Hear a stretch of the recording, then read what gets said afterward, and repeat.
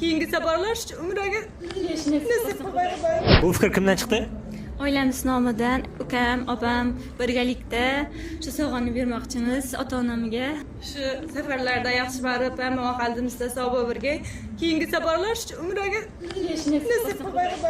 Beruniylik opalarimizga, ota-onasiga bugun mana farzandining to'yida Sharma Sheyxga 2 kishilik turpaket qilib berganmiz. Xudo xolasa, yaxshi boy, yaxshi davom kelsin. Vizator juda zo'r, bizga hamma narsasi ma'qul keldi. Vizator rahmat, arzonlashtirib, kelishtirib berdinglar. Rahmat hammasi uchun. Vizator zo'r.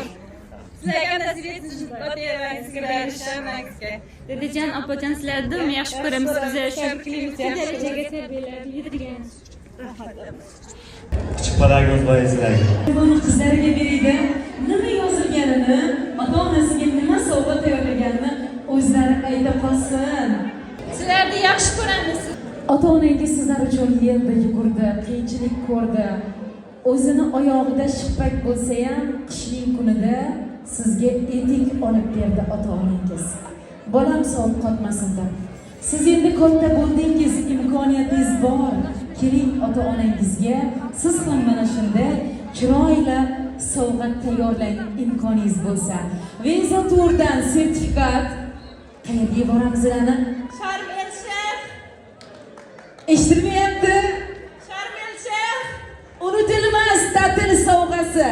Quyosh, dengiz va dam olish barchasi siz uchun. Farzandlaringiz sizlarga 2 kishilik chiroyli chipta sovg'a qilyapti. Faqat O'zbekiston emas, dunyo kezasiz. Marhamat, sovg'alarni qarsaklar eshitmayapti.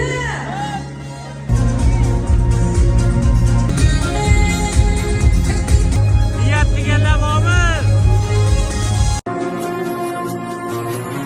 Sözün başı bismillah, xolis niyatim hamroh.